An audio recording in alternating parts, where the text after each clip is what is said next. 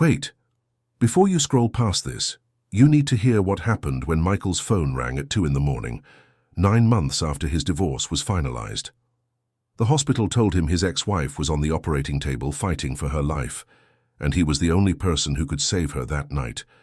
What she had hidden from him during their marriage would change everything he thought he knew about their relationship. Stay with me because what happens next will leave you speechless. Michael jerked awake to the sound of his phone vibrating violently on the nightstand. 2:17 in the morning. Unknown number. His first instinct was to ignore it, roll over, and go back to sleep. 9 months had passed since the divorce from Rebecca was finalized, 9 months since he'd moved into this small apartment across town, 9 months since he'd started rebuilding a life that didn't revolve around someone who had stopped loving him years ago. But something made him answer. The voice on the other end was professional, urgent, and completely unexpected. "This is County General Hospital. We have Rebecca Chen in emergency surgery right now. You're listed as her emergency contact. We need you here immediately." Michael sat up so fast his head spun. They hadn't spoken since the day their lawyer handed them the final papers. She'd made it crystal clear she wanted nothing to do with him, that their marriage had been a mistake, that she needed to find herself without him holding her back. "What happened?" Michael managed to ask, his voice rough with sleep and confusion. The nurse's response was clinical and terrifying. "Motor vehicle accident, severe internal bleeding. She's critical. She needs a partial liver transplant, and you're a match according to our records. We need your consent, and we need you here now." The line went dead before Michael could process what he'd just heard. A liver transplant. Rebecca was dying, and somehow he was her only hope. Michael drove through empty streets with his hands gripping the steering wheel so tight his knuckles turned white. His mind raced faster than his car. How did the hospital even have him listed as her emergency contact? Why hadn't she changed that after the divorce? More importantly, why was he even considering this? Rebecca had destroyed him. The divorce hadn't been mutual or amicable. She'd blindsided him one Tuesday evening, served him papers while he was eating leftover Chinese food and watching a baseball game. The hospital lobby was nearly empty when he arrived. A nurse led him through sterile hallways to a small consultation room where a surgeon in scrubs stood waiting. "Mr. Chen, your ex-wife was hit by a drunk driver 3 hours ago. She has significant liver damage, and without a transplant of at least 30% of a healthy liver, she won't make it through the night. Our records show you were tested as a potential donor 2 years ago. You're a perfect match. I need to know right now if you're willing to do this." 2 years ago. Michael remembered now. Rebecca's father had needed a liver transplant, and the whole family had gotten tested. Michael had been a match for her father too, but they'd found a deceased donor before the surgery was needed. But why was he still listed as her emergency contact? Why hadn't she updated any of this information after she'd torn their life apart?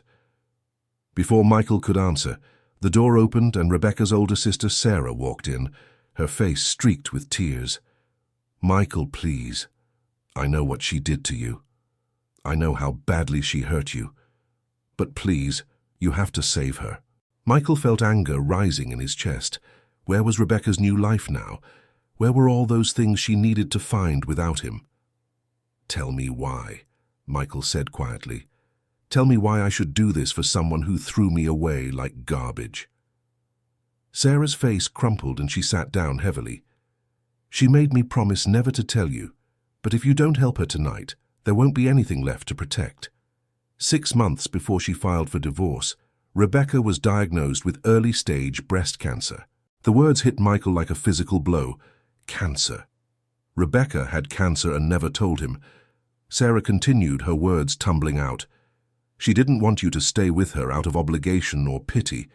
She'd watched her mother die slowly from cancer when she was a teenager, watched her father become a shell of himself caring for someone who was already gone. She couldn't do that to you. She thought if she pushed you away, made you hate her, you'd move on and find happiness instead of wasting years caring for someone who might not survive. Michael's mind reeled. Every cruel word Rebecca had said during the divorce, every cold interaction, it had all been a lie. A lie meant to protect him. She went through chemotherapy alone. She lost her hair. She was sick all the time, and she did it alone because she didn't want you to see her like that. The treatment worked. She's been in remission for 4 months. She was finally starting to rebuild her life, and then this happened tonight. Sarah wiped her eyes. She never changed your emergency contact. I asked her about it once, and she said that even though you weren't together anymore, you were still the person she'd want called if something happened to her. You were still the person she trusted most in this world, even if she'd ruined any chance of you ever trusting her again. Dr. Williams cleared his throat. I need an answer, Mr. Chen. We're running out of time. Michael stood there facing a choice that seemed impossible. Part of him wanted to walk away, to let Rebecca face the consequences of her decisions, but another part of him, the part that had loved her for 7 years, couldn't let her die. He thought about all the small moments of their marriage, Rebecca laughing at his terrible jokes, the way she'd curl up against him during thunderstorms, the trip they'd taken to the coast for their 5th anniversary. Those memories were real, even if everything had fallen apart. I'll do it, Michael heard himself say. Within 30 minutes, Michael was in a hospital gown, an IV in his arm, being prepped for surgery. As they wheeled him toward the operating room, Sarah appeared beside his gurney and grabbed his hand. Thank you. Whatever happens after this, whatever you decide about Rebecca, thank you for giving her a chance to live. The anesthesiologist told him to count backward from 10, and the world started to blur. Michael woke up to pain, a deep ache in his abdomen that the morphine dulled but didn't eliminate. The surgery was 8 hours ago, the nurse said. You did great. The transplant was successful. Your ex-wife is in recovery and stable. You saved her life. The next 3 days were a fog of pain medication and sleep. Sarah visited every day, keeping him updated. Rebecca was recovering well, the transplant was taking. She'd woken up and been told what Michael had done. On the 4th day, Sarah came with a different expression. She wants to see you. I told her you might not want to, but she asked me to ask. Sarah wheeled him to Rebecca's room 2 floors down. When Michael entered, he almost didn't recognize her. She was pale, thin, with short hair just starting to grow back from chemotherapy. When she saw him, tears immediately started streaming down her face. Michael, I'm so sorry. I'm so incredibly sorry. You should have told me, he finally said, about the cancer. You should have trusted me with the truth. Rebecca nodded. I watched cancer destroy my parents' marriage before it destroyed my mum. I didn't want that for you. I thought if I set you free, you could find someone healthy, someone who wouldn't burden you. I thought I was protecting you. You weren't protecting me, Michael said. You were making decisions for both of us without giving me a choice. You didn't trust me enough to let me decide if I wanted to stand by you. That's not protection, Rebecca. That's control. She flinched but didn't argue. You're right. I was so afraid of becoming my mother, of putting you through what my dad went through, that I didn't see I was hurting you worse by pushing you away. They talked for hours that day. Rebecca told him everything about the diagnosis, the fear, the treatments, the bone-deep loneliness of going through it alone.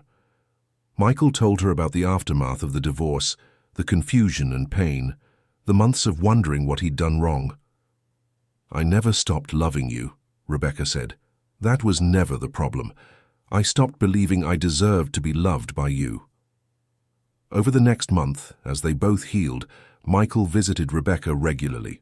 Not as a husband, not even as a friend exactly, but as 2 people trying to understand what had happened to them.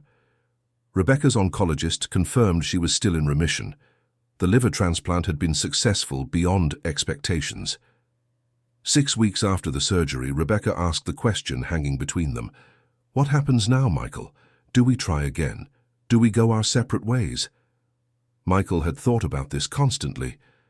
I don't know if I can trust you again. You made a choice to shut me out when things got hard. What happens the next time life gets difficult? Will you run again? Those are patterns, and patterns don't change overnight. You're right to question that, Rebecca said.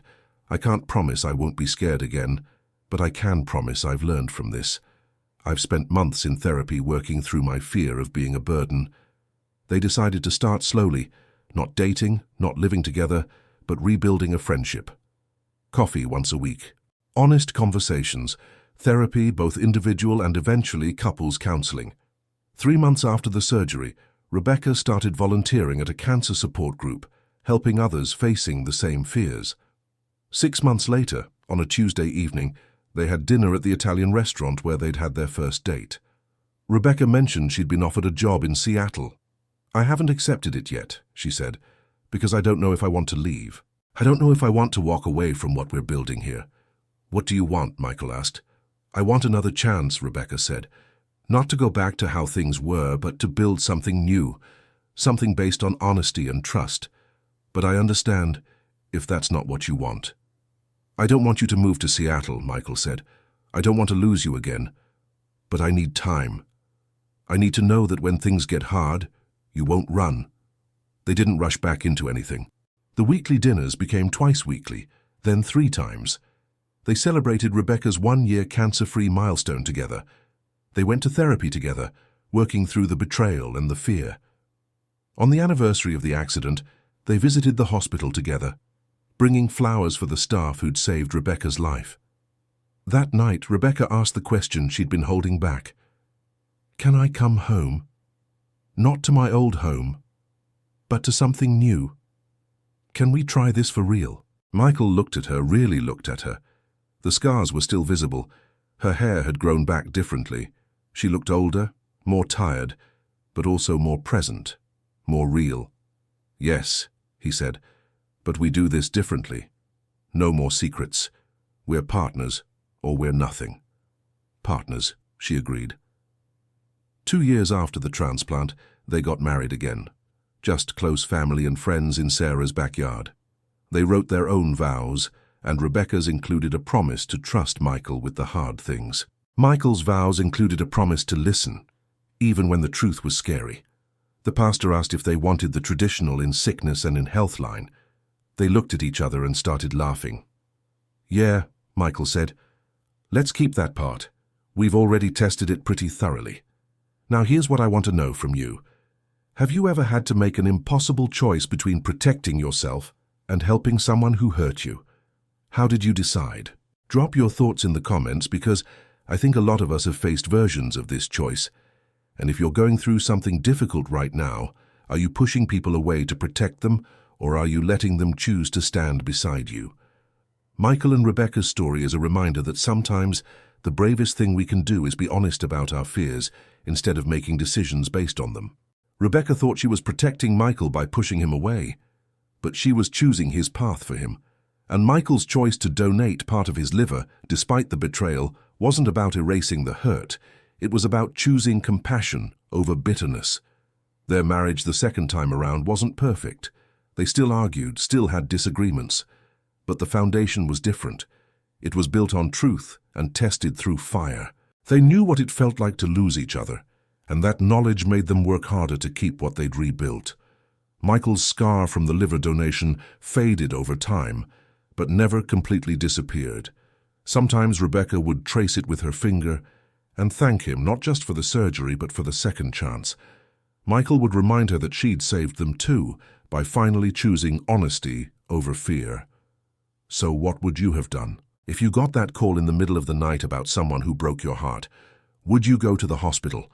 Would you literally give a piece of yourself to keep them alive? Think about it honestly. And here's the bigger question. How do we balance protecting ourselves from hurt with staying open to the people we love? Michael often thought about that 2 a.m. phone call, the moment that changed everything. If he'd said no at the hospital, Rebecca would have died and he would have carried that decision forever.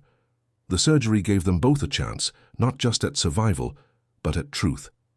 Their story spread through Rebecca's memoir about her experience.